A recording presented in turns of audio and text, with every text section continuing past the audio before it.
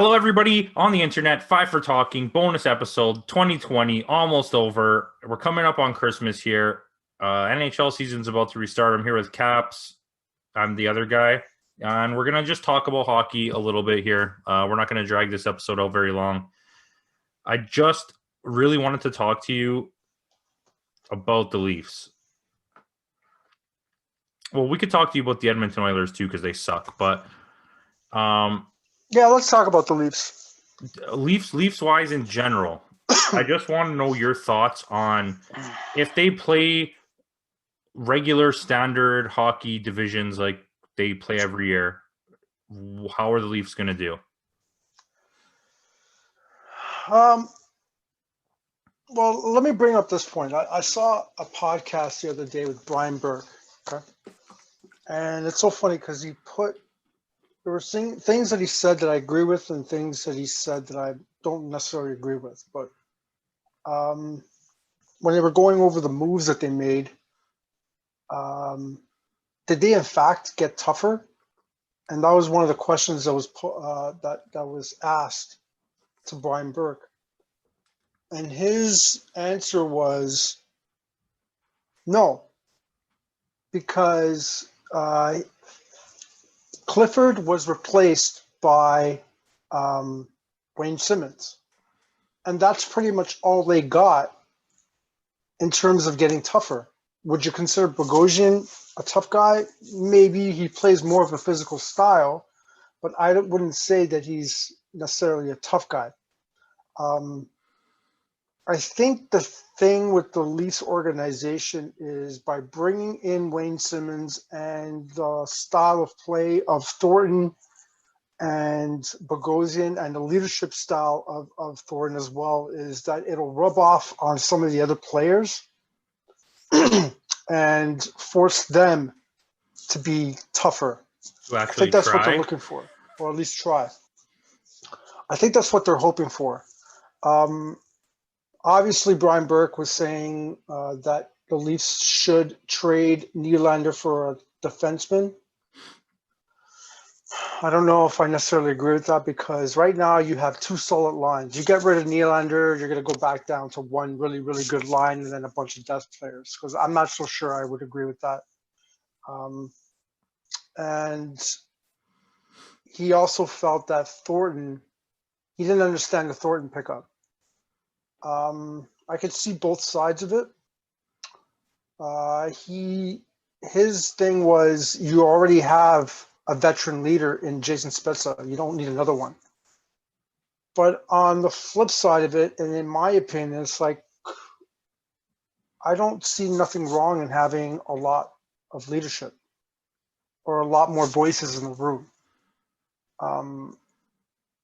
By adding a guy like Thornton, it reinforces the kind of message that Jason Spezza is putting on some of the younger guys. Because in my opinion, I don't think John Tavares is that guy to put that kind of, enforce that kind of message on everyone else.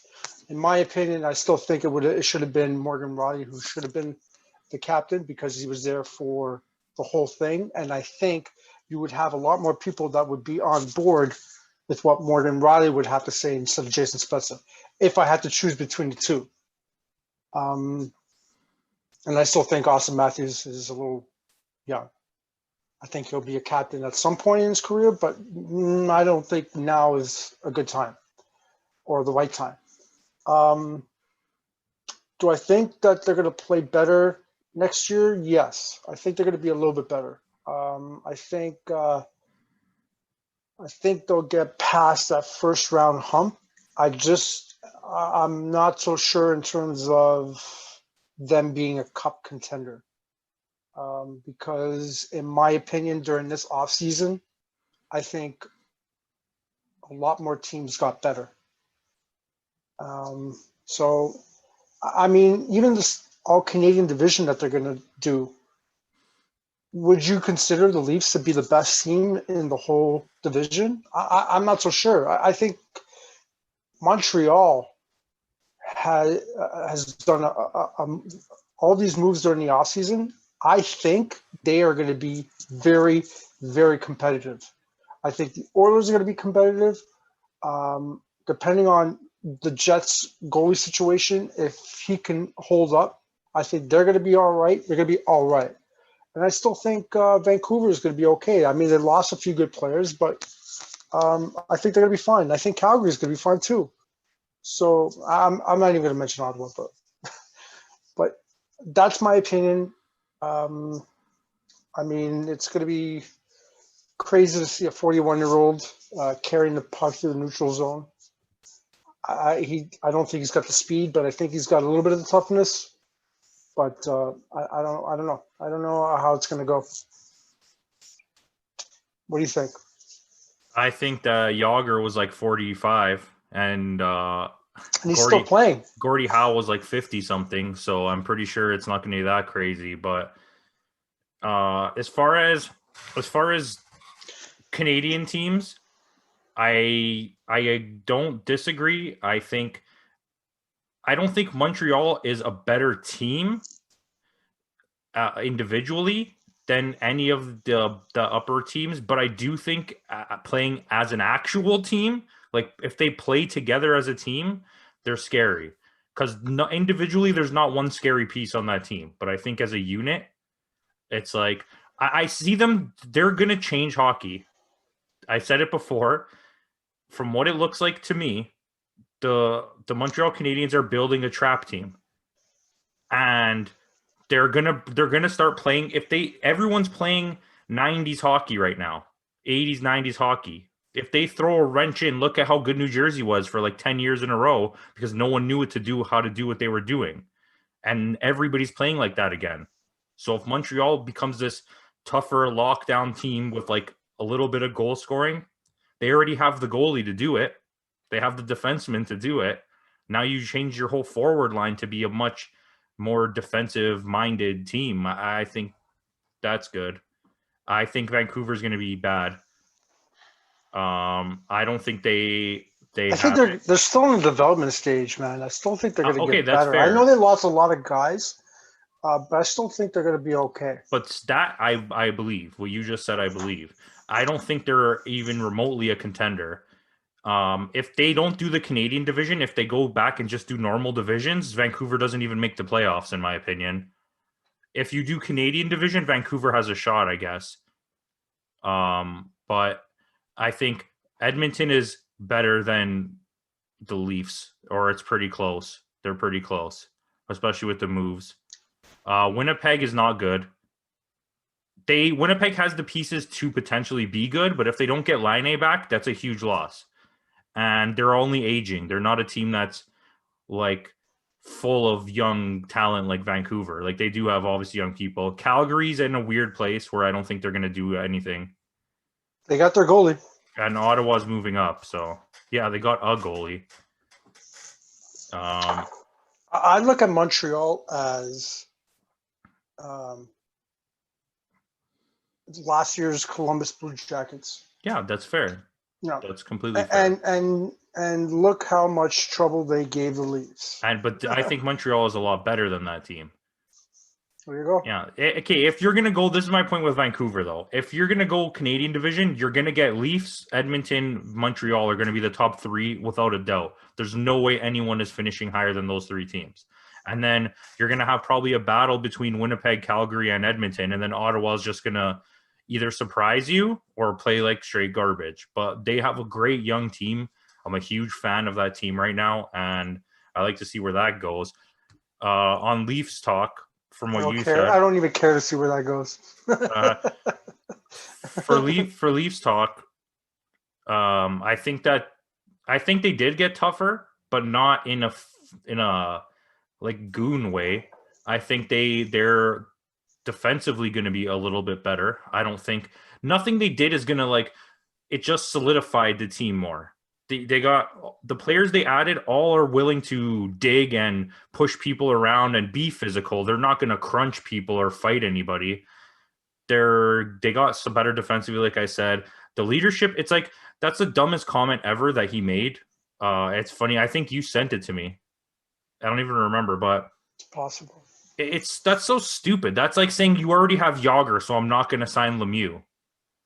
What?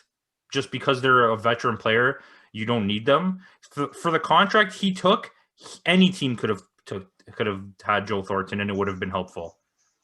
Any team paying Jason Spezza and Joe Thornton those contracts would have been very happy with what they got.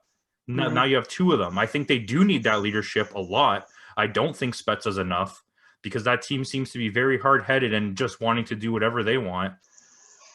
I'm just a little worried that I don't want to see.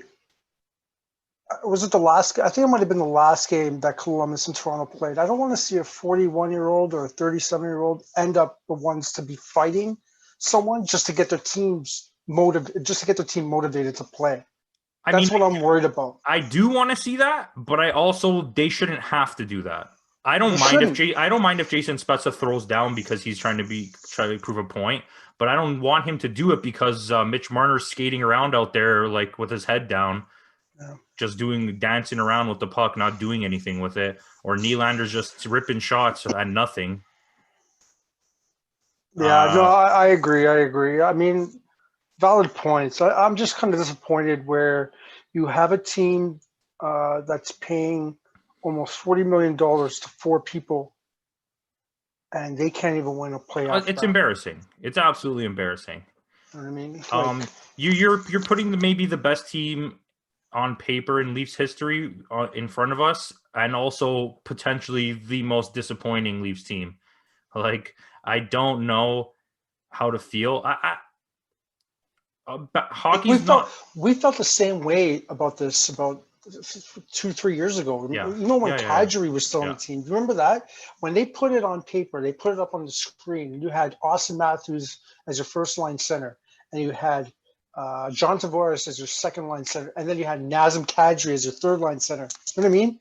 With guys like William Nylander and Mitch Marner on the wing. But that team had no defense.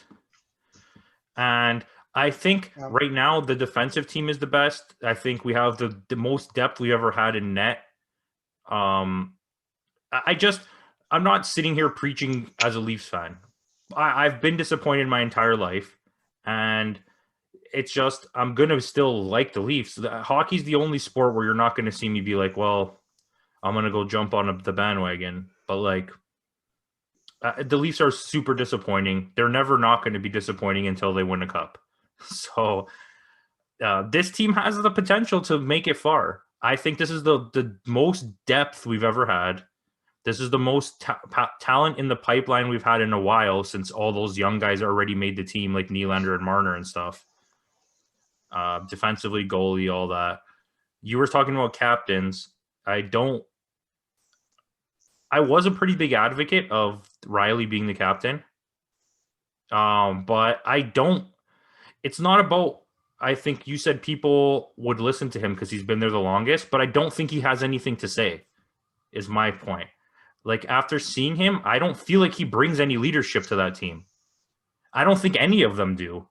So, like, I'm really hoping. Technically, back in the day, Joe Sakic didn't have a voice either. But his play on the ice is what did it for him to become that leader. He sets an example. That team did, especially the team that won the cup, had a lot of leadership players at that point. You had Adam Foote, you had Sandis Ozolinsh, you had Claude Lemieux, you had Kamensky, you had a lot of veteran players on that team. Yeah, and Joe Sakic was there before all of them. Yeah, I agree. But Joe Sakic was literally the heart of that team. Morgan Riley's not the heart of the Leafs. So who's the heart of the Leafs? If you're going to go by, like, play on the ice, it's probably none of them. Frederik Andersen. So who would you name the captain of this team? I wouldn't. I would leave it captainless. Yeah, at some point, I think you would have to name someone a captain because you have to find some sort of identity. But this is the thing. I agree with you saying that at some point there needs to be a captain. You could have not had a captain for the last 2 seasons instead of giving it to Tavares, because you just literally handed a C to a guy that was just walked in. If you were going to hand a C to any guy that walked through the door, it should have been Marleau or Thornton or Spezza if you're just going to hand it to somebody walking in the door. And I agree with you that it should have been with somebody from the team. I fully agree with that. But you should have let them keep fighting. You should have been like, whoever wants a C is going to earn it. And every day you put it on the wall in the locker room and be like, earn the C. Like, none of you deserve it. Somebody earn it until somebody does. I still think, yeah, I agree with you to a certain extent, but I still think Riley does deserve it. I think, I mean, let's be honest, we're not in the locker room. We don't know what's No, that's said, and true. we don't That is true. know how people react or how people act Hmm. in that locker room. I don't know. I think that's a That's fair just my point. opinion. That's a fair point. Absolutely. Because we don't know. But I don't know. I don't want anyone on this team to have it, to be honest with you. You'd think it should be Tavares, but then it's like, I don't know. Anyways, I have nothing left on captains. I have nothing left on the Leafs. How about the season? So supposedly they're starting on January 15th. I think I believe the rumor was they want to play 54 games. Is that what it was? I think so. Yeah, and I don't like that idea. I'd rather you played 60 and just stretch out the season a little bit. I don't care when hockey comes on or goes away. Just give me hockey. You know what I mean? I don't care that the NBA is starting in December as long as there's going to be basketball. I don't care if it ends in the middle of the summer as long as there's hockey and basketball. It doesn't make a difference to me. Yeah, I know, but I think they want to finish up a little earlier so that they can start up on time next year. I get that. Yeah. And I don't They don't know. want to put too many games too close together because you're just pretty much lining up a bunch of players that are going to probably get injured. I mean, if Potentially. you could play it like, let's say, Monday, Thursday, Saturday, or Monday, Wednesday, Saturday, and every single week your team plays 3 games, and just do it like that, and then the other teams play Tuesday, Thursday, Sunday, and you just rotate like that for the whole year. So there's games every day except everybody's off on Friday. You know what I mean? There's a day where nobody plays. Yeah, it's easier said than done. I mean, I don't even think they have a plan in place yet. no, I they think they don't. just I have don't a think they start do. date. And you don't even know what's going to happen. You Nope. got potentially games might get canceled because of what's going on. So it's tough. It's tough. I think last year was pretty fun and exciting. And I think this year I don't know if this should be a thing going forward, but this year's going to be a shortened season. You're going to have to play around with things. Why not have a play-in tournament like you did last year? Make the top teams automatically in, the top 4 teams in the East, top 4 teams in the West, and then the other 4 teams and the 2 teams that are out of the playoffs have a 6-team tournament on each side, and let those 4 spots be filled by the people that win the tournament or whatever. Just like the NBA is going to do it. We did it last year. I think last year was only for the bottom 2 spots. I don't even remember, but Send an email out to Gary Bettman. yeah, screw Gary Bettman. Hey. All right, I love you too, Gary. But yeah, that's all I have. I don't have anything else. Are you good? Yeah, all right, guys, we're gonna wrap this up here. Thanks for watching. Get ready because season 4 for the 2021 season is gonna be coming up soon. Just get ready for that. Like, comment, subscribe. Let us know what you want to see in the commentals. Bye-bye.